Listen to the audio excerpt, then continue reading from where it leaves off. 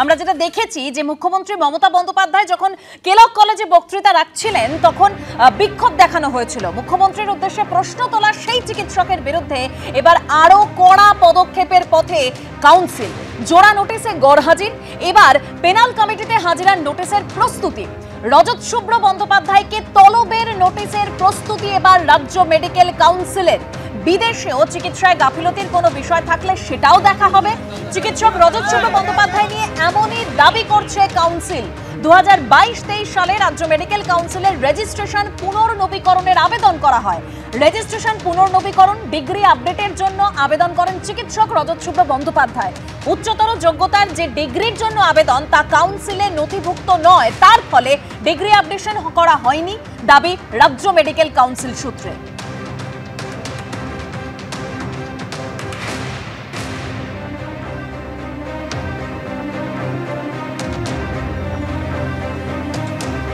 আর রজত শুভ্র বন্দ্যোপাধ্যায় তিনি বলছেন যে ব্রিটেনে ডাক্তারি করেছি, আমার রেজিস্ট্রেশন ওখানে, এখানে কেন এ নিয়ে জবাব দেব?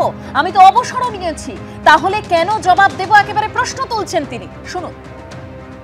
কেলকে আমি তো প্রশ্ন করেছি, এখানে সব মনোলগে অভ্যস্ত লোকে, তারা সব শুধু বলে যাচ্ছে আমার জামাটা সাদা বললে সাদা মেনে নিতে হবে, যে বলবে না তাকে চড় মারবে। এটা তো কথা, সবাইকে ল্যাজ নেড়ে বলতে হবে জামাটা সাদা। It's not the truth. Harass কীভাবে করবে? ওই যে আমাকে ওয়েস্ট বেঙ্গল মেডিকেল কাউন্সিল চিঠি দিচ্ছে, আরও হয়তো 10টা চিঠি আসবে। চিঠি ফিটিগুলো দিয়ে তো কোনো লাভ নেই। আমি প্র্যাকটিসই করি না, আপনি আমার কিসের রেজিস্ট্রেশন ধরবেন? আমাদের রেজিস্ট্রেশন দরকার নেই। আর এবার আপনাদের সামনে যেটা রাখবো যে এখনো রেজিস্ট্রেশন বাতিল করেনি, তাই চিঠি দেওয়া হয়েছে। কয়েকটি বিষয় জানতে চেয়েছি, তাতেও কেন আপত্তি? চিকিৎসক রজত শুভ্র বন্দ্যোপাধ্যায়কে নোটিশ দিয়ে এমনই দাবি মেডিকেল কাউন্সিলের, শুনুন। পশ্চিমবঙ্গের মেডিকেল কাউন্সিলে এখন প্রায় 1 লক্ষের উপর রেজিস্ট্রেশন নাম্বার। এবার সব সময় তো সবাইকে সবভাবে দ্রুততার সঙ্গে ধরা সম্ভব বা সেই ব্যাপারটা নোটিফাইও করা সম্ভব হয় না। যখন যেরকম ভাবে আমাদের দৃষ্টি গোচরে সেটা আসে, আমরা সেটাকে সেইভাবে চিঠি দিয়ে জানতে চাই। এই ডাক্তারটির ক্ষেত্রে আমরা একটা ডিসক্রিপেন্সি দেখতে পেয়েছি বলে আমরা তাকে চিঠি দিয়ে জানতে চেয়েছি। তাতে তো উত্তেজিত হওয়ার বা ভয় পেয়ে হাত পা ঠান্ডা হওয়ার মতো কিছু নেই। এই ডক্টর রজত শুভ্র উনি কি আমাদের রাজ্য মেডিকেল কাউন্সিলকে কখনো চিঠি দিয়ে জানিয়েছিলেন যে উনি আর এ রাজ্যে প্র্যাকটিস করবেন না, ফলে ওনার রেজিস্ট্রেশনটা ডিরেজিস্টার করা হোক? আমাদের ওয়েল উইদিন আওয়ার রাইটসই আমরা সেই কাজটা করেছি। এবার এ নিয়ে আমি আলোচনায় আসবো। আমার সঙ্গে সমীর চট্টোপাধ্যায় রয়েছেন। আমি শুরুতেই সমীরদার কাছে যাব। সমীরদা, মানে কোনো ঘটনার ক্ষেত্রে তো আমরা প্রত্যেকেই মানি যে ক্রোনোলজিটা ভীষণ ইম্পর্টেন্ট। তো সেক্ষেত্রে যদি দেখি যে মার্চ মাসে একেবারে মুখ্যমন্ত্রী মমতা বন্দ্যোপাধ্যায় কেলক কলেজে যখন বক্তৃতা দিচ্ছিলেন তখন বিক্ষোভ দেখানো হয়।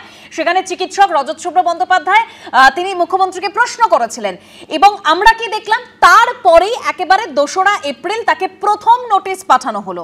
এবং এখনো পর্যন্ত যা যা ঘটেছে রজত শুভ্র বন্দ্যোপাধ্যায় তিনি মনে করছেন যে প্রতিহিংসা থেকেই এটা ঘটানো হয়েছে।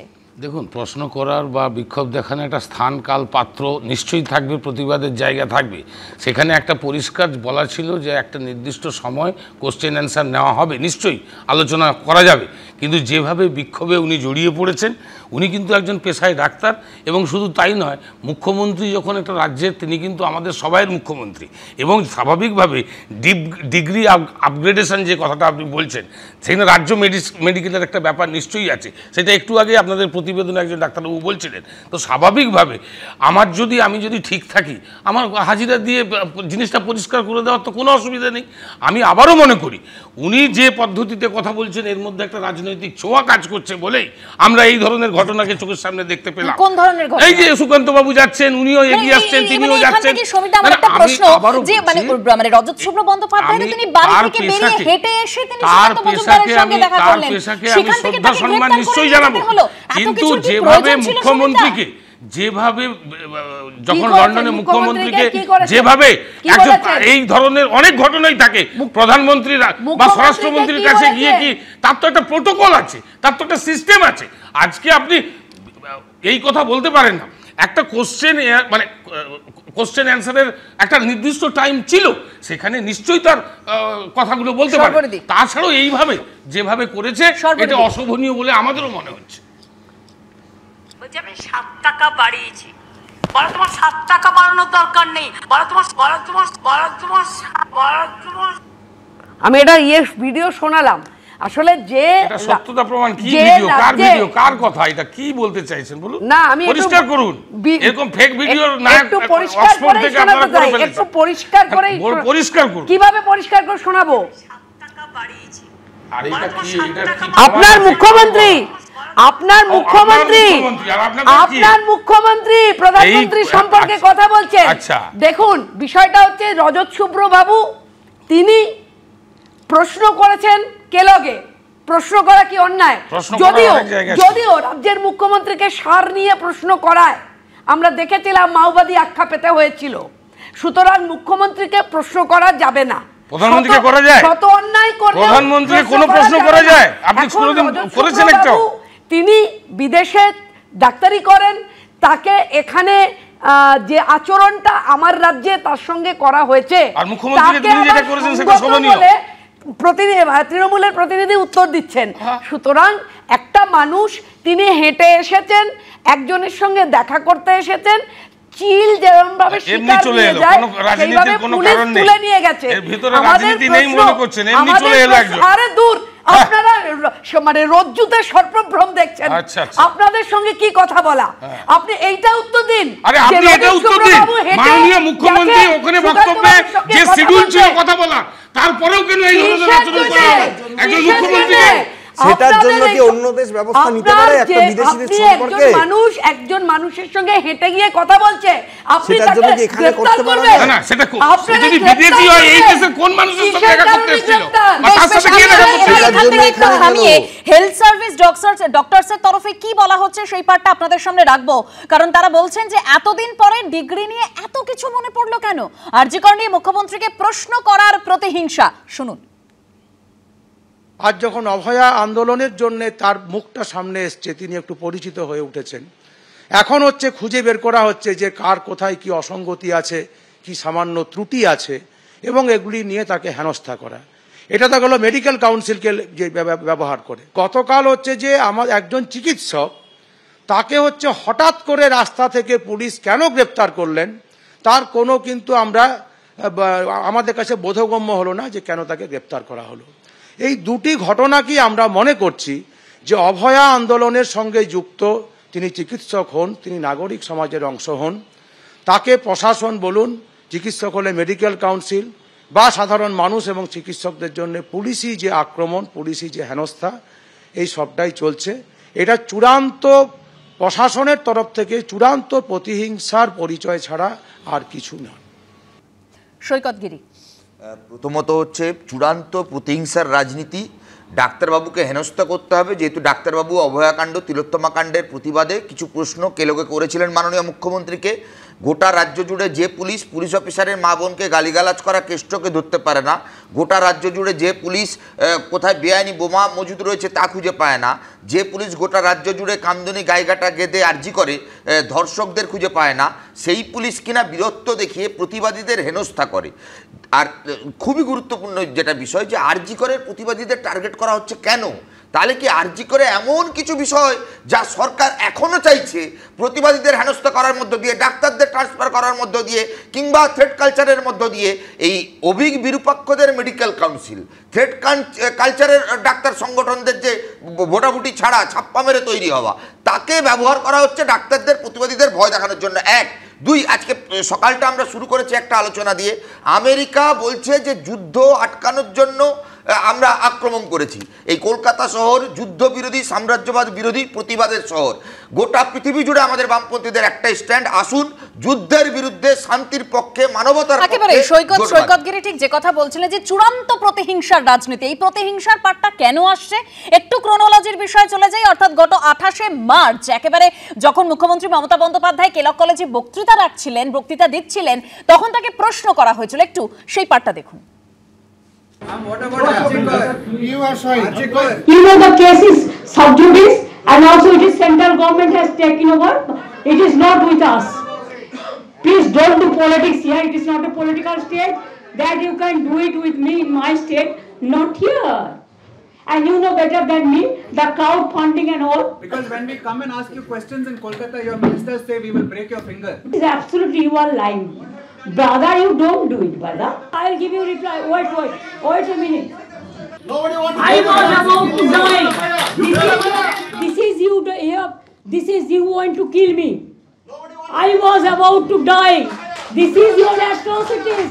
Just see. শ্রমিক বাগচি, দেখুন, প্রথমেই আমি বলবো যে আমি এটা দেখে অত্যন্ত অবাক হয়ে গেলাম যে পুলিশ কিভাবে, আমি পুলিশের কথাটাই আগে আসবো, যে এই ডাক্তারবাবুকে পুলিশ কিভাবে রাস্তা থেকে তুলতে পারে। আমি কোনো আইন দেখতে পাচ্ছি না, আমি জানি না কোন আইনে মানে পুলিশ তাকে গ্রেপ্তার করলেন, তারপরে গিয়ে অবশ্য তাকে ছেড়ে দেওয়া হয়েছে, কিন্তু তাকে জামিন নিতে হয়েছে। যাই হোক, কিছু কিছু কেস আছে যেগুলোতে গিয়ে থানা থেকে জামিন পাওয়া যায়। কিন্তু আমার বক্তব্য হচ্ছে যে এই ধরনের যে একটা মানে ঘটনা যেটা দেশের বাইরে হয়েছে, শুধুমাত্র এটা প্রতিহিংসা ছাড়া আমার অন্তত কিছু মনে হচ্ছে না। কারণ আমার রাজ্যের মুখ্যমন্ত্রী তিনি পুলিশ মন্ত্রী, সুতরাং পুলিশ তাকে গ্রেপ্তার করছে, এটা তো আমার মনে হচ্ছে সরাসরি একটা মানে তা প্রতিহিংসা ছাড়া আর কিছু নয়। আর রাজ্য মেডিকেল কাউন্সিল তাকে যেটা বলছেন সেইটা এই বিষয়ে আমি বলবো যে রাজ্য মেডিকেল কাউন্সিল তিনি যদি এখানে প্র্যাকটিস না করেন তাহলে রাজ্য মেডিকেল কাউন্সিলের কোথায় এখতিয়ার আছে? একটা বিষয় কাউন্সিলের তরফে যেটা বলা হয়েছে যে কয়েকটি বিষয় জানতে চেয়েছি, তাতেও কেন আপত্তি? কিন্তু প্রশ্নটা হলো সেটা তো মেডিকেল কাউন্সিল করবে, রাজ্য মেডিকেল কাউন্সিল করবে। কিন্তু আমি এখান থেকে সমীরদার কাছে যাব। সমীরদা, একেবারে ওই যে গ্রেপ্তারিটা, যেখানে রজত শুভ্র বন্দ্যোপাধ্যায় তিনি বলছেন তাকে হেনস্থা করা হয়েছে, যেভাবে টেনে হিঁচড়ে তাকে নিয়ে যাওয়া হয়েছে, মানে সেটা নিয়ে তো প্রশ্ন উঠবে, কারণ তিনি তো হেঁটে সামান্য সুকান্ত মজুমদারের সঙ্গে দেখা করতে গিয়েছিলেন। না, এই জন্যই তো সুকান্ত মজুমদারের সাথে কেন দেখা করতে গিয়েছিল, এর পেছনে সূত্র কি সব আমরা জানি। আরে দাঁড়ান, আরজি করের ঘটনা নিয়ে যা ঘটেছে, মাননীয় মুখ্যমন্ত্রী স্ট্যান্ড দেখুন। আপনি কলকাতা পুলিশকে দিয়ে তদন্ত শুরু করেছেন, তারপরে সিবিআই, সুপ্রিম কোর্ট, যেখানে একটা জিনিস কেসটা সাবজুডিস, যেখানে সুপ্রিম কোর্ট কন্ট্রোল দেখছে, যেখানে আন্দোলন তার মধ্যেও চলছে ডাক্তারদের। আপনি পরিষ্কার বলুন যে কোন সুকান্ত বাবু কিসের জন্য, সুকান্ত বাবু কিসের জন্য, কিসের কথা, তার মুখের ভাষা, তার মুখের ভাষাটা দেখুন, মুখের ভাষাটা দেখুন কি বলেছে। যৌনকর্মীদের সাথে আইন শৃঙ্খলা, এই হচ্ছে দুজনকে থামালাম। সৈকতগিরি, সৈকতগিরি একটু বলতে দিতে হবে। আপনার পুরো কেন্দ্রীয় দল এসে কি করেছে আজকে কর্মী? আজকে এই ডাক্তারবাবুকে হেনস্থার ক্ষেত্রে যে বিজেপি প্রতিবাদ করছে এবং সুকান্তবাবু যে ভাষায় কথা বলেছেন তা সমানভাবে নিন্দনীয়। যারা উত্তরপ্রদেশে ডাক্তার কাফিল খানকে প্রতিবাদ করবার জন্য হেনস্থা করেছে, বদলি করেছে, তারা আজকে এক্ষেত্রে মমতা বন্দ্যোপাধ্যায় সমালোচনা করছেন। আর এই মমতা বন্দ্যোপাধ্যায় তৃণমূল কংগ্রেস কাপিল খানের বিরুদ্ধে সরব হয়েছিল, আর এক্ষেত্রে একই ভূমিকা পালন করছে। আসলে ট্রাম্প হোক, মোদি হোক, দিদি হোক, যারা সেই কুকথার কথা উঠে আসলো, সেটা অবশ্যই আপনাদের সামনে রাখবো, কারণ অনুব্রত মণ্ডলের যে কুকথা তার পাল্টা এবার তৃণমূলকে হাতিয়ার করছেন সুকান্ত মজুমদারের মন্তব্য। রাজ্যের আইন শৃঙ্খলা পরিস্থিতি নিয়ে সুকান্ত মজুমদারের যে মন্তব্য, তিনি বলছেন আইন শৃঙ্খলা পরিস্থিতির সঙ্গে একেবারে তিনি যৌন কর্মীদের তুলনা করেছেন। সেরকমই একটি ভিডিও তৃণমূলের তরফে পোস্ট করা হয়েছে, দেখুন। আপনারা আইনটাকে না সোনাগাছির সেক্স ওয়ার্কারের পরিণত করে দিয়েছে পশ্চিমবঙ্গের আইনটা। রাজ্য সভাপতি সুকান্ত মজুমদার গত কয়েকদিন ধরেই কুৎসিত কথাবার্তা বলে চলেছেন। এবার ইনি এটা কি করলেন? উনি চিৎকার করে অপমান করছেন সোনাগাছির সেক্স ওয়ার্কার বলে, তাদের নিম্নমানের দৃষ্টিতে দেখে তিনি একটা রাজনৈতিক তুলনা দিয়ে একটা বিকৃত বিবৃতি দিলেন। ওনার এই মা বোনেদের কাছে ক্ষমা চাইতে হবে। রেড লাইট অধিকার মহিলাদেরও নীতি থাকে, সম্মান থাকে, কলকাতা পুলিশের নেই। আমি কলকাতা পুলিশকে বলেছি, কুণাল ঘোষ এবং তার দলবল অনুব্রত মণ্ডলের পুলিশের স্ত্রী এবং মাকে গালি দেওয়াটাকে ঢাকার জন্য এটা চেষ্টা করছে। এবার ঢাকবে না, শাক দিয়ে মাছ ঢাকা যায় না। আমি আবার বলছি, কলকাতা পুলিশের অবস্থা, যারা দেহ ব্যবসা করেন তাদেরও নীতি থাকে একটা, সেই নীতি মেনে চলেন তারা। কলকাতা পুলিশ সেই নীতি মানছে না। আমি এখান থেকে সর্বরীর কাছে যাব। সর্বরী, কুণাল ঘোষের বক্তব্য আপনি শুনলেন, অন্যদিকে দেবাংশু ভট্টাচার্য তিনি যেটা পোস্ট করেছিলেন যে অনুব্রতে অপরাধ, সুকান্তে ভালো।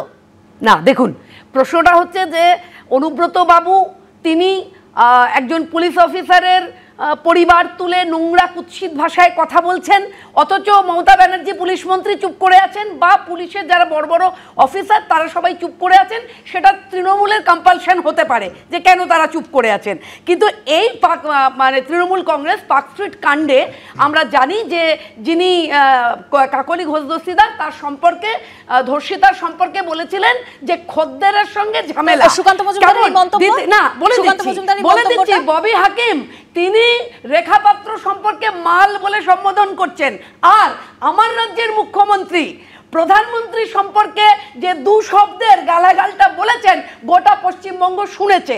আর যেটা সুকান্তবাবু বলেছেন, সেই সুকান্তবাবুর কথাটা হচ্ছে যে যেমনভাবে যে বাবুকে খুশি করবার জন্য অনেক অনৈতিক কাজও করতে হয়, যেমন ভাবে ঠিক তেমন পুলিশ সর্বরী ম্যাডামের কাছে অন্তত আশা করেছিলাম, আমি সর্বরী ম্যাডামের কাছে আশা করেছিলাম যে তৃণমূলের উদাহরণ না টেনে আজকে সুকান্ত বাবু একজন পেশায় অধ্যাপক এবং রাজ্য সভাপতি এবং হাফ মন্ত্রী, প্রতিমন্ত্রী শিক্ষা গোটা ভারতবর্ষে,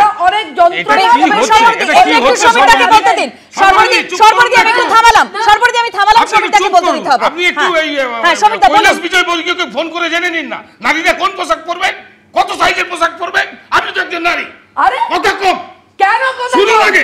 আমি ভেবেছিলাম যে আপনি বিজেপির প্রতিনিধি হয়ে প্রথমে এটা নিন্দা করবেন। এই কুকথার রাজনীতি এটা নতুন নয়, এটা আগেও হয়েছে, কিন্তু এরপর কি হতে পারে সেদিকে আমাদের অবশ্যই নজর থাকবে। আজকে আলোচনা আনন্দ সকালে এখানেই শেষ করছি, অন্যান্য খবর নিয়ে ফিরছি, সঙ্গে থাকবেন।